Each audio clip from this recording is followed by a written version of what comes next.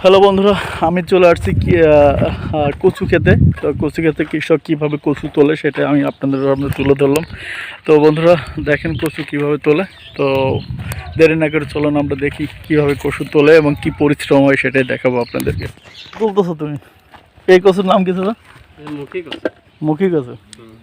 ফলন কেমন হয়েছে? আমার দাদিও কচু তুলতেছে। বাবা, এখন দাম কেমন এগুলোর? দাম ভালো ভালো না? পাইকারি কেমন রেটে যাচ্ছে? পাইকারি 1800-1600 টাকা মন। বাবা, ভালো তো। তুই কটক লাগাইছিল ভাই? এর কাছে 8 কাটা ভুল লাগানো হয়েছে। 8 কাটা হইতে তো ফলন মোটামুটি মনে হয় ভালো হয়েছে নাকি? আমরা দিলে এ পর্যন্ত কটটি তুলেছো প্রায়? হিসাব নাই। হিসাব নাই না? 8 কাটা হইতে তোমার ঘরে যদি তুমি কাটা হইতে কি 2 মণ বা 3 মণ হয়েছে? 2 মণ তো কমই, বেশি হয়। আরো বেশি হয় 4 না? মণ হয়, এমনি তো 3 মণ করে হয়ে যায়। তোমার কি 3 মণ হয়েছে? আমার 3 মণ করে হয়ে যায়, 3 মণ পার হয়ে যায়। তো তাহলে তো এই 8 কাটা হইতে ধরো 3 মণ করে হলে 3 8 24 মণ। তো 24 মণে তো প্রায় 40-45 হাজার টাকা বিক্রি। এই 8 কাটা হইতে যদি তুমি ধান লাগাইতে তাহলে কয় মণ ধান হইতো? 8 হইতে খুব ভালো হলে 8 মণ ধান হতো। 8 মণ ধানের দাম কত? 8,000 টাকা বা 12,000 টাকা, ঠিক না? তো সেই হিসাবে তো তাহলে অনেক খাটনি হলো এই ক্ষেত্রে করা লাগছে একটু লাভের জন্য। সেটাই।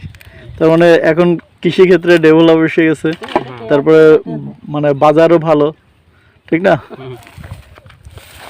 প্রিয় বন্ধুরা দেখেন কৃষকরা কত পরিশ্রম করে এভাবে মানে ফসল ফলায়, আর সেই ফসল সারা বাংলাদেশে চলে যাচ্ছে। বিশেষ করে এখান থেকে ঢাকা শহরে চলে যাচ্ছে, ঢাকা থেকে বিভিন্ন প্রান্তরে চলে যাচ্ছে। তো কৃষকের অক্লান্ত পরিশ্রমের ফসল এটা।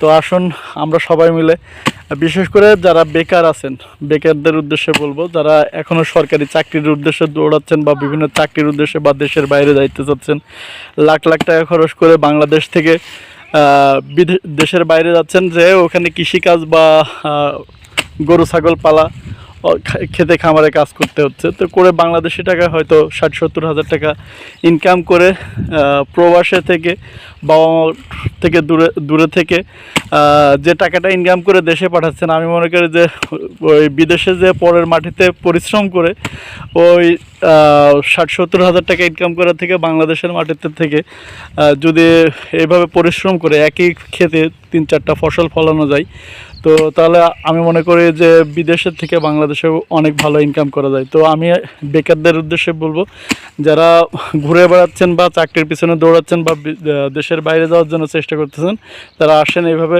কৃষি খামারে কাজ করে বাংলাদেশকে ডেভেলপ করা যায়, কৃষিক্ষেত্রেও ডেভেলপ করা যায়। কারণ এখন বাংলাদেশ অনেক ডেভেলপ, কৃষিক্ষেত্রেও অনেক ডেভেলপ। তো আর প্রত্যেকটা পণ্যের দামও বাংলাদেশে ভালো। তো তাই আসুন আমরা সবাই কৃষিকে ভালোবাসি, দেশকে ভালোবাসি এবং দেশের মানুষকে ভালোবাসি। তো ভালো থাকেন বন্ধুরা, দেখা হবে নতুন আর একটা ভিডিওয়। আল্লাহ হাফিজ।